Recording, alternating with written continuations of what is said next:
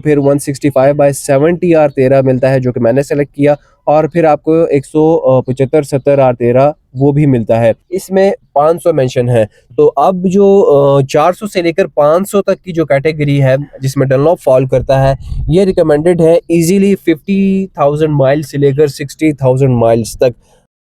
अस्सलाम वालेकुम व्यूअर्स, उम्मीद है तमाम दोस्त खैरियत से होंगे। आप लोग देख रहे हैं मेरा YouTube channel nuts and bolts, और एक नई वीडियो के साथ हाजिर है। और आज की इस वीडियो में हम दो चीज़ें जो है वो डिस्कस करेंगे। पहली चीज़ कि अभी रिसेंटली जब मैंने अपनी गाड़ी में टायर चेंज करवाए हैं, तो मैंने 165/70 ही के टायर साइज़ को क्यों तरजीह दी और वही टायर साइज़ क्यों सेलेक्ट किया। और सेकेंडली फिर डनलॉप का जो टायर है वो मैंने डनलॉप की तरफ क्यों स्विच किया और डनलॉप मैंने अपनी गाड़ी में क्यों इंस्टॉल करवाया। तो वीडियो के एंड तक लाजमी देखिएगा ताकि आपको भी आइडिया हो जाए कि जो दो चीज़ें हमने सेलेक्ट की हैं, साइज़ और ब्रांड, इसके पीछे क्या मखसूस वजह थी। तो चलिए वीडियो शुरू करते हैं।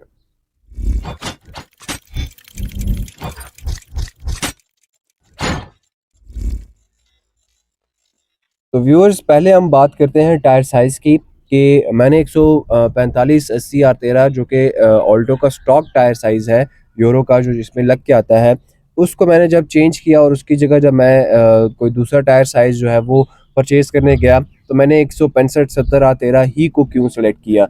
तो वजह इसकी ये है कि इसमें 3-4 टायर साइज़ जो है वो आपको मार्केट में मिलते हैं, जिसमें आपको 155/80 R13 मिलता है, आपको 165/65 165/65 R13 मिलता है, आपको फिर 165/70 R13 मिलता है जो कि मैंने सेलेक्ट किया, और फिर आपको 175/70 R13 वो भी मिलता है।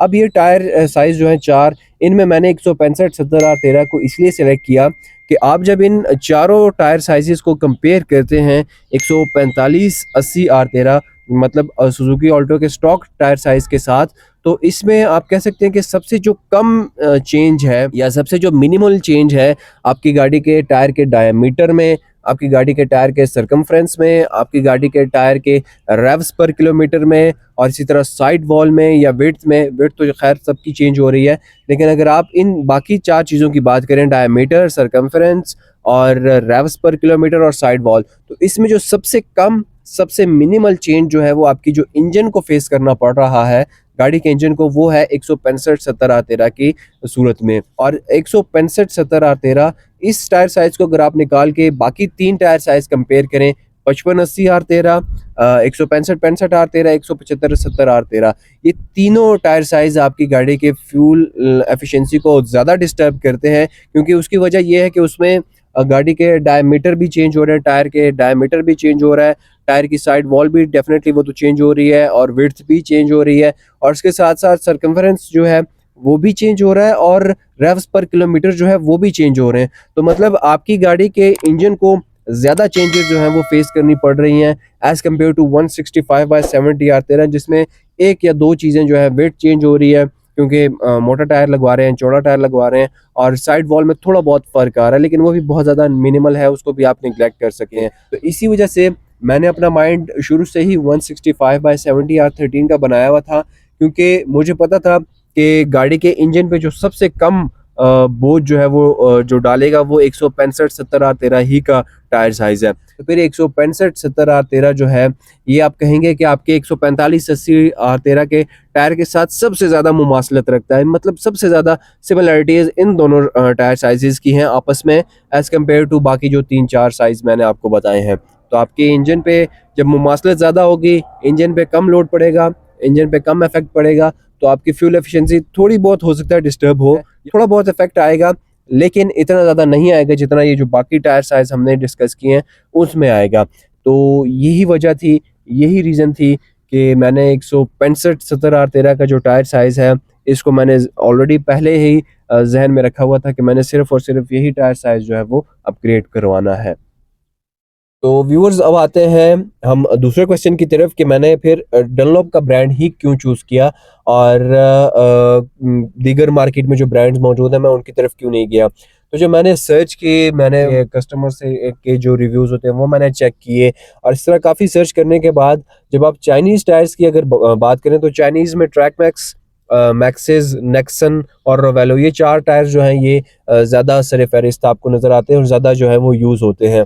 तो इसमें ट्रैक मैक्स की बात करें या रोवेलो की बात करें तो वो आपको तकरीबन 12-13 हज़ार का एक टायर मिल जाता है, और किसी के पास 10-11 हज़ार का भी मौजूद है। लेकिन मुझे ऐसा टायर चाहिए था कि जो आपके डुअल पर्पस हो। डुअल पर्पस मतलब कि वो कारपेटेड रोड पे भी अच्छा परफॉर्म करे, क्योंकि मैं मोस्टली इस्लामाबाद में ही अपनी गाड़ी ड्राइव करता हूँ, लेकिन गाँव भी जाना होता है, वहाँ पे भी फिर रोड्स कच्ची होती हैं, टूटी-फूटी होती हैं, तो फिर मुझे वहाँ के लिए भी एक ऐसा टायर चाहिए था कि जो कारपेटेड रोड पे भी अच्छा परफॉर्म करे, और नॉन कारपेटेड या टूटी-फूटी जो रोड्स होती हैं उन पे भी अच्छा परफॉर्म करे। डुअल पर्पस टायर चाहिए था मुझे। तो उसके लिए फिर ट्रैक मैक्स हो गया या वेलो जो होते हैं, ये कम परफॉर्म करने वाले टायर हैं, इनके रिव्यूज़ बहुत अच्छे नहीं आए। तो फिर चाइनीज़ में रह गए आपके नेक्सन और मैक्सिस। तो नेक्सन और मैक्सिस की जब बात करें, इनकी जब मैंने प्राइस चेक की पहले, तो मैक्सिस जो है ये तकरीबन 16,500 का आपको एक टायर पड़ रहा था, और इसी तरह जो नेक्सन है वो भी अराउंड 15,500 का आपको एक टायर पड़ रहा था। मतलब इस टायर, जो चाइनीज़ टायर के ब्रांड्स हैं, इनकी जो प्राइस थी वो ऑलमोस्ट वही पड़ रही थी जो कि आपको इम्पोर्टेंट ब्रांड्स की जो प्राइस पड़ रही थी। तो फिर मैंने इसीलिए इन दोनों को भी लिस्ट से निकाल दिया, और मैंने फिर माइंड बना लिया इम्पोर्टेड टायर्स का, क्योंकि अगर आपने 16 साढ़े 16 हज़ार का एक चाइनीज़ टायर लेना है, बेशक वो बहुत अच्छा परफॉर्म कर रहा है, बट फिर भी वो ब्रांड्स की तरह परफॉर्म नहीं करेगा, तो फिर क्यों ना बंदा एक प्रॉपर ब्रांड ही की तरफ स्विच करे। तो फिर इसीलिए मैंने इन दोनों को भी स्किप कर दिया, और मैं फिर ब्रांड्स की तरफ आ गया। जब ब्रांड्स के बारे में फिर मैंने सोचा, तो पहले मेरे ज़हन में आया योकोहामा, क्योंकि सॉफ्ट रबर टायर्स हैं, बहुत अच्छा टायर्स है और बहुत ज़्यादा चलने वाला टायर है, मतलब बहुत ज़्यादा यूज़ होने वाला टायर है। लेकिन अनफॉर्चुनेटली योकोहामा में 165/70 टायर साइज़ नहीं आता R13 का। योकोहामा में आता है 165/65 R13, और मैं ऑलरेडी आपको बता चुका हूँ कि मैं माइंड में 165/70 टायर साइज़ ही रख के गया था। इसके अलावा मैंने कोई दूसरा टायर साइज़ जो है वो नहीं लगवाना था। तो इसी वज़ह से फिर मैंने 165/65 R13 को भी योकोहामा में जो अवेलेबल था उनको भी निकाल दिया, और योकोहामा में 165/70 R13 अवेलेबल नहीं था। और योकोहामा फिर यहाँ से निकल गया। फिर मेरे पास रह गया डनलॉप का, ब्रिजस्टोन का, और कॉन्टिनेंटल तो बहुत ही ज़्यादा फिर वो महंगा टायर है। और इसके अलावा जीटी रेडियल जो कि इंडोनेशियन टायर है, वो भी बहुत अच्छा, और उसकी भी मैंने बहुत तारीफ़ सुनी, तो मैंने उसको भी कंसिडर किया प्रॉपर ब्रांड्स में। अब मेरे पास आ गए डनलॉप के, ब्रिजस्टोन के और जीटी रेडियल के। अब अगर इन तीनों टायर साइज़ेज़ को कंपेयर करें, तो इसकी भी जब फिर मैंने इम्पोर्टर से पूछा, तो ब्रिजस्टोन का जो टायर था वो मैक्सिमम डीलरशिप्स पे अवेलेबल ही नहीं था, और किसी भी डीलरशिप पे मुझे 165/70 R13 पे ब्रिजस्टोन का जो टायर है वो नहीं मिला। तो ब्रिजस्टोन फिर अनफॉर्चुनेटली मुझे स्किप करना पड़ा, क्योंकि किसी भी डीलरशिप के पास, ना सुल्तानपुर में, ना रावलपिंडी में, और ना इस्लामाबाद में, जो है किसी भी डीलरशिप के पास ब्रिजस्टोन का फ्रेशली इंपोर्टेड टायर जो है वो अवेलेबल नहीं था। और कॉन्टिनेंटल इंतहाई एक्सपेंसिव टायर था, इसलिए फिर मैंने उसकी तरफ भी ऑप्ट नहीं किया। मेरे पास आखिर में ब्रांड्स के दो ऑप्शंस रह गए, डनलॉप का और जीटी रेडियल का। तो जीटी रेडियल की अगर बात करें तो नो डाउट बहुत अच्छा ब्रांड है, और आजकल मार्केट में बहुत इन है, और काफ़ी सारे लोग यूज़ भी कर रहे हैं। और जीटी रेडियल जो है वो मुझे पड़ रहा था 14,500 का एक टायर, मतलब 58,000 के तकरीबन 4 टायर्स मुझे पड़ रहे थे। और डनलॉप के जो है 165/70 R13 में, ये मुझे तकरीबन 15,500 का एक टायर पड़ रहा था, जो कि 62,000 समथिंग जो है वो बन रहे थे। अब फिर इन दोनों जो टायर्स हैं, जीटी रेडियल और डनलॉप, इन दोनों में मुझे जो है वो फिर पिक करने में काफ़ी दुश्वारी हुई, और फिर मैंने इन दोनों में काफ़ी सर्च की कि मैं बिलाखिर किसको चूज़ करूँ। अब जीटी रेडियल के टायर जो हैं वो भी आप कह सकते हैं कि डुअल पर्पज़ ही हैं, और इसी तरह डनलॉप जो है, जो मैंने 165/70 R13 में देखा था, उसमें आपको इको भी मिल जाता है, डनलॉप का इको, और डनलॉप का आपको जो है वो एसपी टूरिंग R1 भी मिल जाता है। अब डनलॉप का जो इको है वो थोड़ा सा सॉफ्ट रबर टायर है, और वो कारपेटेड रोड्स के लिए ज़्यादा रिकमेंडेड है, जबकि मुझे डुअल पर्पस चाहिए था, तो मुझे एसपी टूरिंग जो है वो R1 वो रिकमेंड किया गया कि आप वो ले लें, वो डुअल पर्पस टायर है, और इको से फिर आपको कच्चे रोड्स पे बेहतर परफॉर्मेंस जो है वो प्रोवाइड करेगा। और अगर आपने फिर सिर्फ कारपेटेड रोड्स के लिए और मैक्सिमम फ्यूल एफिशिएंसी के लिए लेना है तो फिर डनलॉप इको 165 70R13 आप ले सकते हैं। इस तरह जीटी रेडियल में चैम्पिरो इको जो है वो पैटर्न नेम था, जो कि फ्यूल एफिशिएंट भी था और दोनों जो आप कह सकते हैं कि कारपेटेड रोड और नॉन कारपेटेड रोड दोनों के लिए ही रिकमेंडेड था। लेकिन डनलॉप जो है ये मेरे घर के नज़दीक अवेलेबल थे, इस्लामाबाद में ही।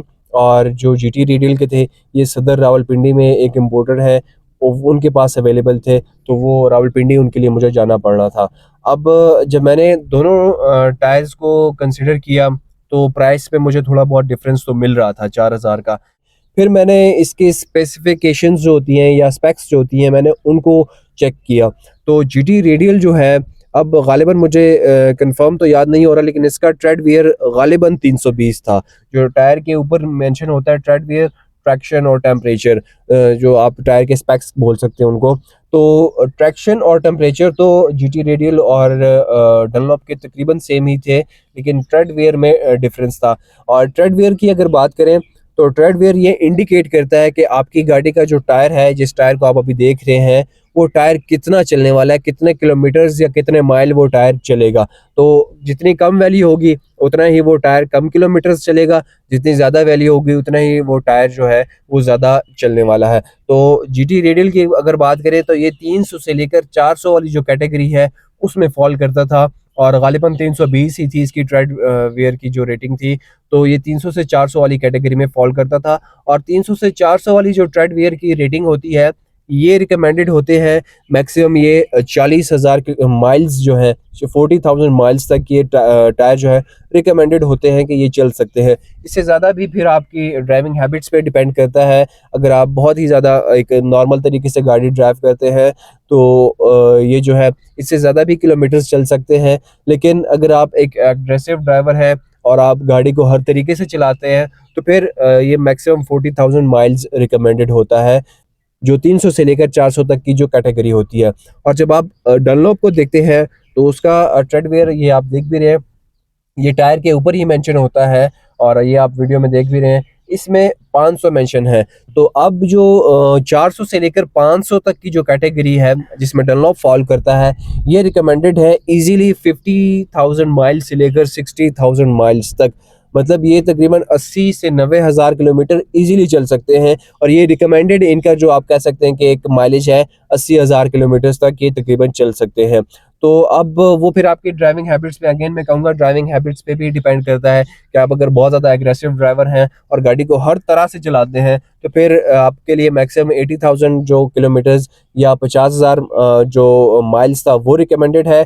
और अगर आप जो है वो फिर एक नॉर्मल ड्राइवर हैं, एक आप कह सकते हैं कि सोबर टाइप के ड्राइवर हैं, आप गाड़ी नॉर्मली स्लो ही चलाते हैं, तो फिर ये आपको 80,000 किलोमीटर से भी ज़्यादा माइलेज प्रोवाइड कर सकते हैं। तो अब यहाँ पे फिर जब मैंने दोनों को पॉइंट्स देने का सोचा, इंडिविजुअल पॉइंट्स देने का सोचा, तो जीटी रेडियल भी चैम्पिरो इको 165/70 एक बहुत हाई एंड ब्रांड है, बहुत अच्छा ब्रांड है और मार्केट में आजकल इन बहुत ज़्यादा है।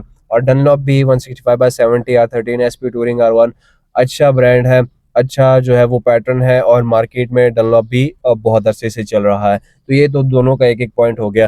फिर इसी तरह जीटी रेडियल चैम्पिरो इको, वो भी जो चैम्पिरो इको है वो भी डुअल पर्पस टायर है, और डनलॉप जो है वो भी डुअल पर्पस टायर है। ये भी दोनों को मिल गया एक एक पॉइंट। अब जब ट्रेड वेयर की बात करें तो ट्रेड वेयर डनलॉप का 500 है, जीटी रेडियल का 320 है, गालिबन 320 है। तो अब ये पॉइंट तो कम्प्लीटली डनलॉप के ही हिस्से में आ गया। अब इसके अलावा जब आगे चलें, और मैंने सोचा कि डनलॉप जो है घर के नज़दीक है, जीटी रेडियल के लिए मुझे पिंडी जाना पड़ेगा सदर, वो भी जो कि रश वाली जगह है काफ़ी, तो ये पॉइंट भी डनलॉप को चला गया। और मेड इन की अगर बात करें तो मेड इन जो है GT radial Indonesia made in है, जो कि डेफिनेटली एक अच्छा ओरिजिन है मेड्स का। और जो डनलॉप मुझे एसपी टूरिंग जो प्रोवाइड हो रहे थे वो मेड इन थाईलैंड है, जो कि अगेन एक बहुत अच्छा जो ओरिजिन है मेड इन का।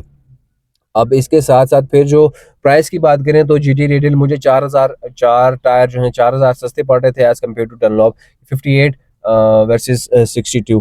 तो ये 4,000 का मुझे डिफरेंस तो हो रहा था, लेकिन जब मैंने इस पे सोचा कि मुझे अब पिंडी जाना पड़ेगा और पिंडी जाके वहाँ पे रश में फिर जो है अपना पूरा दिन भी ज़ाया करना पड़ेगा, तो ये 4,000 का डिफरेंस जो है उसमें 1-2 हज़ार तो मेरा रश में ही फंसने का और यहाँ से पिंडी जाने का ही निकल गया। तो मतलब डिफरेंस जो है वो इतना ज़्यादा फील नहीं हो रहा था मुझे, 2-3 हज़ार का डिफरेंस था। तो अब इसी वजह से फिर ये जो कुछ पॉइंट्स मैंने कंसिडर करके फिर एट द एंड मैंने डनलॉप जो है वो सिलेक्ट किया और डनलॉप की तरफ मैं चला गया। और जो इस्लामाबाद में ही शोरूम था डनलॉप का, मैं वहाँ पे गया और उनसे मैंने डनलॉप के टायर्स जो हैं वो परचेज़ कर लिए। तो इसी वजह से फिर मैंने Dunlop SP touring R1 select किया और साइज़ 165/70 R13। जी तो व्यूअर्स, ये थी हमारी आज की वीडियो और आई होप कि इस वीडियो को देखने के बाद आपको आइडिया हो जाएगा कि मैंने 165/70 R13 ही को क्यों सेलेक्ट किया और मैंने डनलॉप ब्रांड को ही क्यों सेलेक्ट किया। वीडियो अच्छी लगे तो लाइक ज़रूर कीजिएगा और दोस्तों के साथ भी शेयर कीजिएगा और चैनल को सब्सक्राइब करना मत भूलिएगा। इसी के साथ मैं आपसे इजाज़त चाहता हूँ। दुआओं में याद रखिएगा। अल्लाह हाफिज़।